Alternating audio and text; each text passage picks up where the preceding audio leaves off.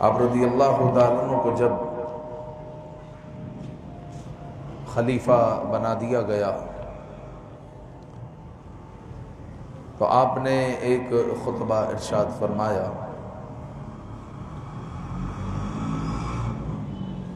آپ نے فرمایا کہ لوگوں میں امیر بنا دیا گیا ہوں،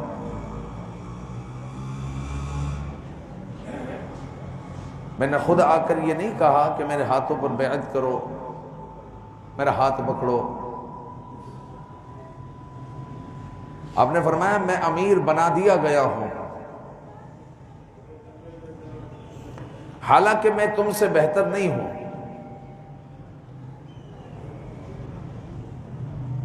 یہ ہے عاجزی اور یہ رب ذوالجلال کو پسند ہے۔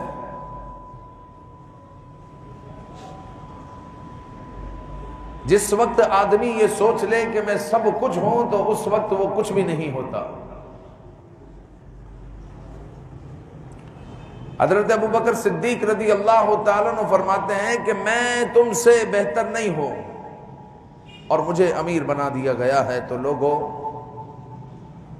اگر میں اچھا کام کروں تو میری مدد کرو، اور اگر برا کام کروں تو پھر مجھے سیدھا کر دو۔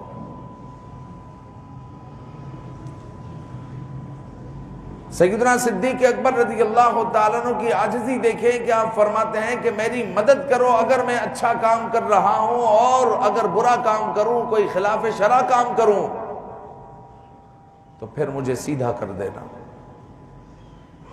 میرے سامنے بولنا، کہنا کہ آپ غلط ہیں۔ اب رضی اللہ تعالیٰ عنہ فرماتے ہیں کہ سچائی ایک امانت ہے اور جھوٹ خیانت ہے۔ اللہ تعالیٰ دنیا میں جس کو چھوٹے سے چھوٹا یا بڑے سے بڑا عہدہ دے، اس کے لیے خاص طور پر فرما رہے ہیں کہ سچائی امانت ہے، اسے چاہیے کہ سچائی کے ساتھ اپنے عہدے پر وہ ٹکا رہے، اور یہ سچائی اس کے پاس امانت ہے۔ جہاں پر وہ آئیں بائیں شائیں کرے گا، جہاں پر اپنی قوم سے بات کو چھپائے گا، وہ خیانت کر رہا ہے۔ اور رسول اکرم صلی اللہ علیہ وآلہ وسلم نے کیا فرمایا؟ وَلَا دِينَ لِمَن لَا أَمَانَةَ لَهُ، اس کا دین نہیں جس کے نزدیک امانت کچھ نہیں۔ لا ایمان لمن لا عہد له ولا دین لمن لا امانت له۔ امانت اتنا بڑا منصب ہے، صرف امانت یہ نہیں ہے کہ آپ نے مجھے کچھ دیا میں نے رکھ دیا اور جب مانگا دے دیا، امانت یہ نہیں ہے۔ دنیا کا چھوٹے سے چھوٹا عہدہ، میں امام ہوں تو یہ میرے پاس ایک امانت ہے۔ مؤذن صاحب کے پاس مؤذنی کی ذمہ داریاں امانت ہے، ناظم کے پاس ناظم کی ذمہ داریاں امانت ہے، وزیر کے پاس وزیر کی ذمہ داریاں امانت ہے، اور قوم نے جب اس کو منتخب کیا ہے تو ضروری ہے کہ وہ قوم کے سامنے سچ بات کرے، گول مول بات کر کر اپنی سیٹ کو نہ بچائیں۔ حضرت ابوبکر صدیق رضی اللہ تعالیٰ عنہ فرماتے ہیں کہ لوگوں، سچائی امانت ہے اور جھوٹ خیانت ہے۔ آپ فرماتے ہیں کہ تم میں اگر کوئی کمزور دعویٰ کرے، اگر میں اس کو حق نہ دلا سکوں تو وہ کمزور نہیں ہے، وہ بہت طاقتور ہے، کہ کل قیامت میں وہ مجھے پھنسا دے گا۔ اب فرماتے ہیں جب تک میں اللہ کے رسول صلی اللہ علیہ وآلہ وسلم کی اطاعت کروں تب تک لوگوں میری مدد کرنا، اور اگر میں اطاعت نہ کروں تو میری نافرمانی کرنا۔ رسول اکرم صلی اللہ علیہ وآلہ وسلم کی اطاعت میں اتنی برکتیں ہیں، اتنی برکتیں ہیں کہ جو ابو بکر صدیق رضی اللہ تعالیٰ عنہ نے نظام قائم کیا،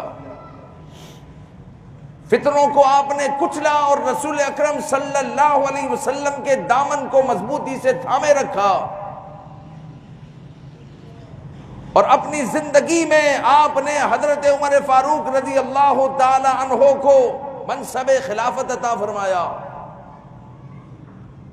جب آپ نے دنیا سے رخصتی اختیار فرمائی تو ساری دنیا کی زمین انتظار کر رہی تھی کہ اب ہم پر اسلام کا پرچم لہرایا جائے گا،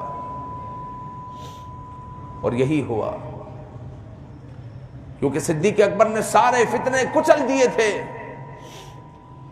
اب اسلام نے اپنی طاقت اور پاور دکھائی، اور آدھی دنیا پر، بلکہ اس سے بھی زیادہ عمر فاروق رضی اللہ تعالیٰ عنہ نے صرف 12 سال کے عرصے میں آدھی دنیا کو آپ نے فتح کر کر بتایا۔ اگر کوئی یہ کہے کہ 12 سال، تو آپ اپنے 12 سال یاد کر لیں، شاید 12 سال میں 12 صورتیں بھی یاد نہیں کی ہوگی۔ 12 سال پہلے اگر 5 صورتیں یاد تھی تو آج بھی 5 صورتیں یاد ہیں۔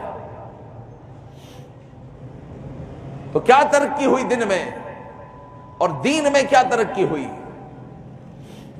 تو سیدنا فاروق اعظم رضی اللہ تعالیٰ عنہ نے جو آدھی دنیا پر پرچم لہرایا، یہ صرف اور صرف اطاعت مصطفیٰ صلی اللہ علیہ وسلم کی بہاریں تھیں۔ صدیق اکبر رضی اللہ تعالیٰ عنہ نے فرمایا کہ جو قوم جہاد کو چھوڑ دیتی ہے، اللہ تعالیٰ اس پر ذلت کو مسلط کر دیتا ہے۔ آج مسلمانوں کی حالت دیکھ لیں کہ ذلیل و رسوا ہو رہے ہیں۔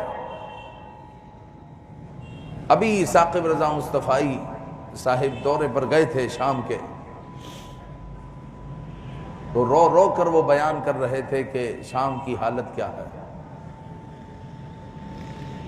بچے، بیوائیں، بوڑھے، جوان خیموں میں رہ رہے ہیں، اور برف باری میں خیموں میں رہنے پر مجبور ہیں۔ جہاں برف باری ہے تو برف باری میں، اور جہاں برف باری نہیں ہے تو وہاں پر دلدل نما کیچڑ بن چکا ہے،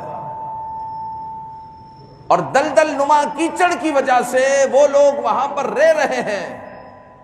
وہ بچے جو کبھی اپنے ماں باپ کے لاڈلے تھے، ان کے پاس بھی کھانے کو بہت کچھ تھا، ان کے پاس بھی گھر تھے، ان کے پاس بھی ساز و سامان تھے، لیکن کیا ہوا کہ کفار کے حملوں نے، ان کے میزائلوں نے، ان کے راکٹوں نے ان کے گھر کو تباہ کر دیا، اور آج بڑی بڑی خیمہ بستیاں لگی ہوئی ہے، اور ایک ایک نوالے کے لیے ترس رہے ہیں۔ کون؟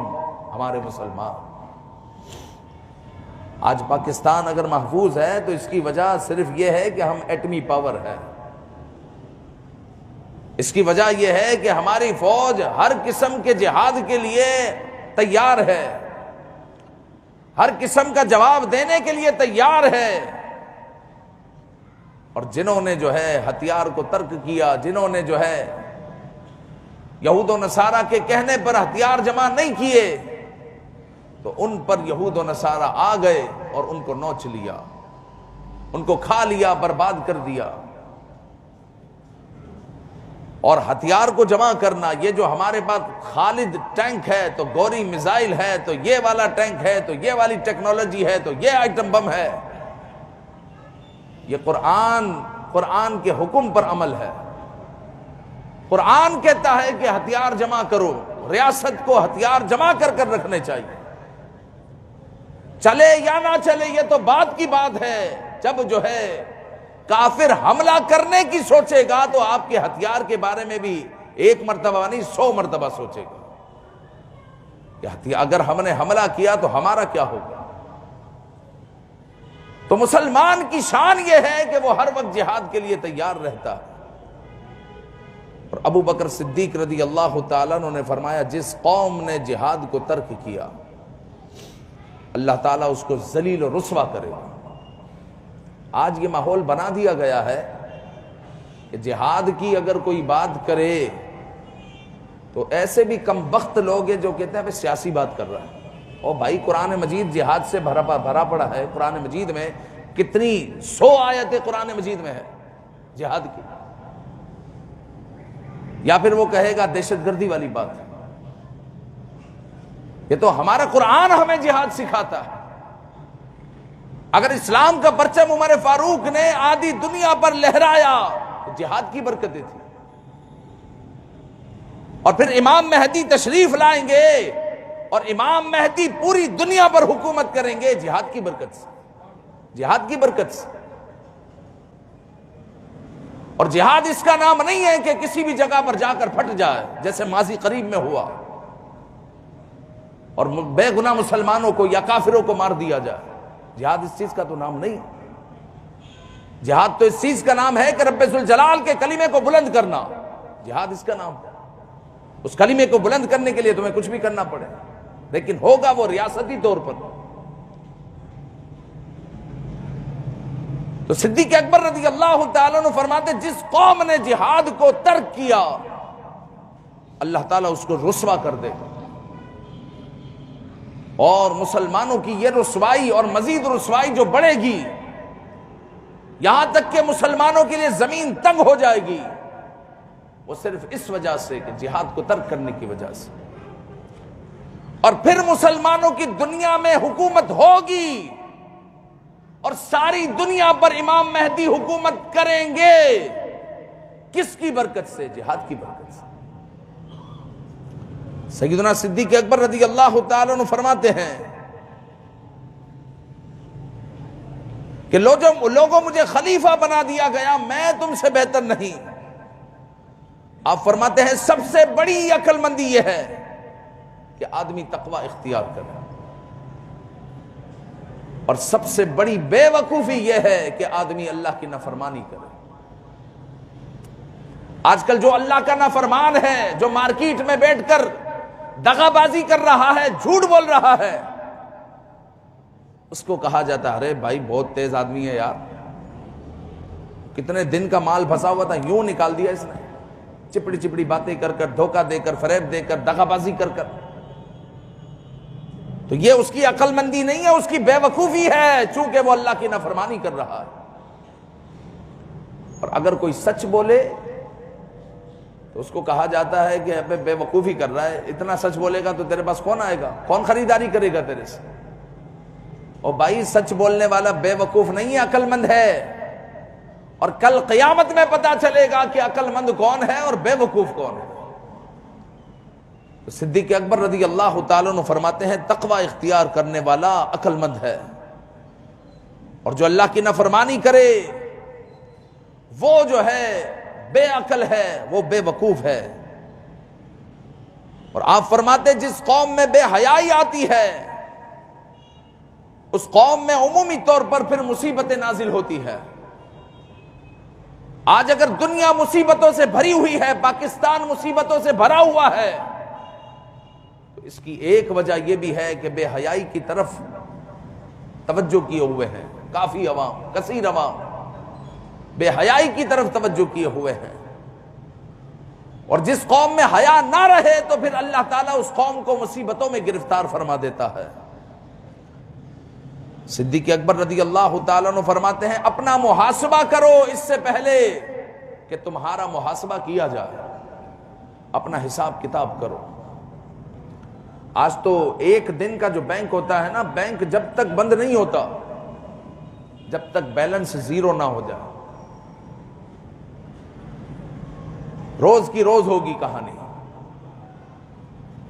بظاہر بینک بند ہو گیا، اندر عملہ بیٹھا ہوا ہے، اگرچہ 2 گھنٹے تک بیٹھے سارا حساب کتاب کر جائے گا، بیلنس کو زیرو کر جائے گا۔ اگر 10,000 کی کمی ہو رہی ہے تو اپنے جیب سے دے کر جائے گا، کمی ہوئی کیسے، بیلنس کو زیرو کر جائے گا۔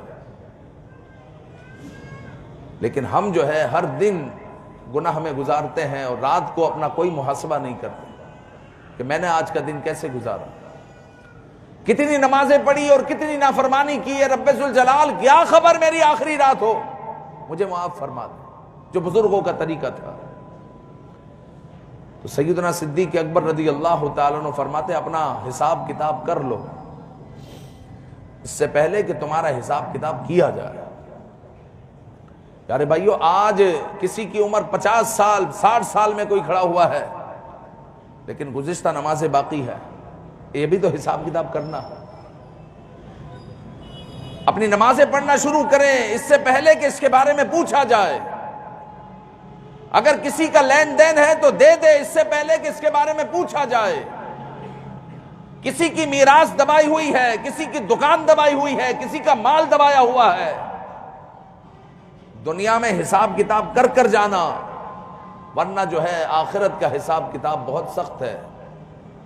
تو آپ فرماتے ہیں کہ حساب کتاب کر لو اس سے پہلے کہ تمہارا حساب کتاب ہو۔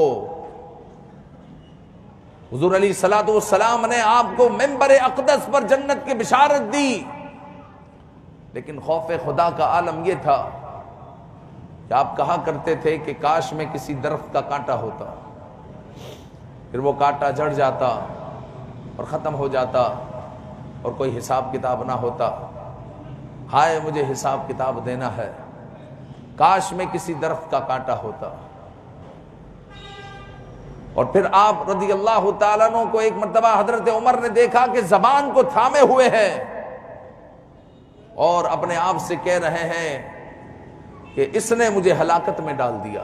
زبان بہت گناہ کرتی، ہم جہاں بھی بیٹھتے ہیں شروع ہو جاتے ہیں۔ آپ فرماتے ہیں کہ اس نے مجھے ہلاکت میں ڈال دیا ہے۔ حضرت عمر فاروق رضی اللہ تعالیٰ عنہ فرماتے ہیں کہ آپ یہ فرما رہے تھے۔ پھر آپ کا ایک فرمان یہ بھی ہے کہ محبت اور بغض گھر میں ملتا ہے۔ اگر گھر میں ماں باپ کی عادت بغض کی ہوگی، چھوٹی چھوٹی باتوں پر کسی کا بغض پال لینا، چھوٹی چھوٹی باتوں پر کسی کو دشمن بنا لینا اور کسی کے دشمن بن جانا،